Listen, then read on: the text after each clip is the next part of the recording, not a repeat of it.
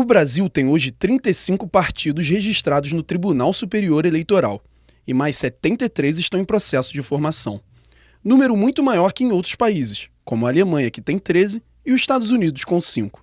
Quando você vai para o parlamento, realmente você tem assim, uma pressão, né, dos partidos menores, que até se coligam e formam frentes, que desestabiliza e até pode levar um governo à crise. Mas nem sempre foi assim. Os dois primeiros partidos brasileiros surgiram há mais de 180 anos, em 1837, no segundo reinado do Império. Eram eles o Partido Liberal e o Partido Conservador. Quase 200 anos depois, muita gente ainda não sabe qual é a função de um partido no sistema democrático. Eu não sei dizer de todos não, cara. Basicamente não sou ligado muito a isso não, mas depende de qual que você está falando. Responder correto mesmo, não sei dizer muito bem não. Nem sei dizer, porque é uma bagunça total naquilo lá, que só depois que arrumar a casa. Se ele mesmo não se explica, eu como eleitor vou conseguir explicar, né? De acordo com a lei, os partidos políticos têm como objetivo garantir a autenticidade do sistema representativo e defender os direitos fundamentais definidos na Constituição Federal. No Brasil, quem quiser se candidatar para qualquer cargo eleitoral precisa estar vinculado a algum partido. As instituições, os partidos e as demais instituições de representação são os mecanismos que asseguram toda a diversidade, toda a heterogeneidade, todo o pluralismo que marcam as sociedades modernas, inclusive as sociedades contemporâneas. Então, se você pensar que a função do partido político em representar dentro de uma mesma arena formal interesses os mais diversos dentro de uma sociedade, é muito difícil imaginar uma democracia sem partido político. Uma pesquisa do Datafolha, divulgada em junho, mostrou que 7 em cada 10 brasileiros não confiam em partidos políticos. Para fugir do descrédito do eleitor, algumas siglas mudaram de nome e retiraram a palavra partido do nome. O PFL, Partido da Frente Liberal, virou Democratas. O PMDB, Partido do Movimento Democrático Brasileiro, voltou às origens e agora se chama MDB. O Partido Trabalhista Nacional, PTN, virou Podemos. O PTdoB foi renomeado em setembro de 2017 para Avante.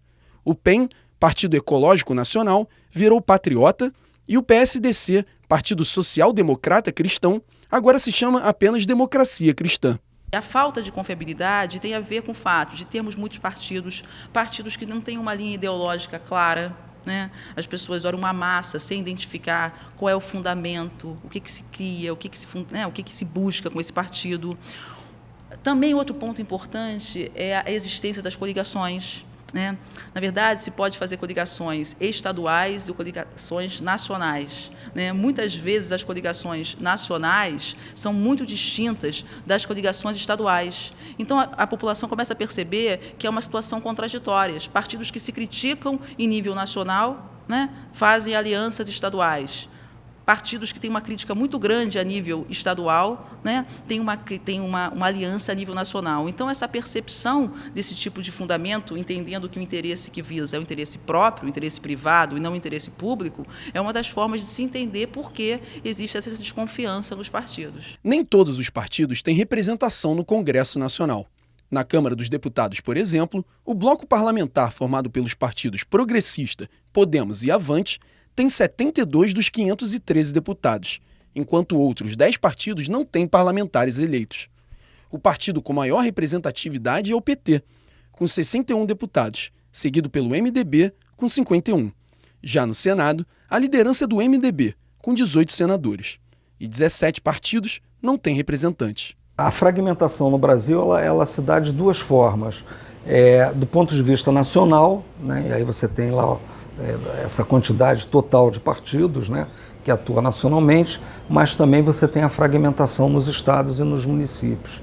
Então, como o sistema proporcional brasileiro, ele permite que você vote num deputado estadual, federal, no senador, no governador e no presidente, em partidos completamente diferentes, né? Quer dizer, então, isso é uma facilidade para que essa fragmentação exista. Manter a estrutura dos partidos custou aos cofres públicos nestas eleições mais de 2,5 bilhões de reais.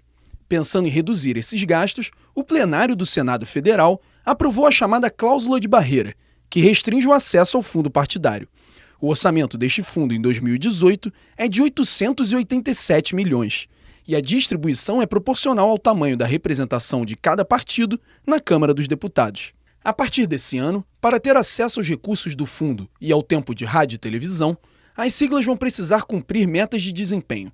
Só terá direito ao dinheiro o partido que receber ao menos 1,5% dos votos para a Câmara dos Deputados, distribuídos em pelo menos 9 estados, com um mínimo de 1% dos votos válidos em cada um. Você tem essa cláusula de barreira, né, que impeça que ele dispute uma eleição, não atinja aquele patamar e não se torne um partido parlamentar, fica muito mais difícil, né, que você crie um partido com a perspectiva de ter um crescimento assim, mínimo e, ao mesmo tempo, que absorva dinheiro público.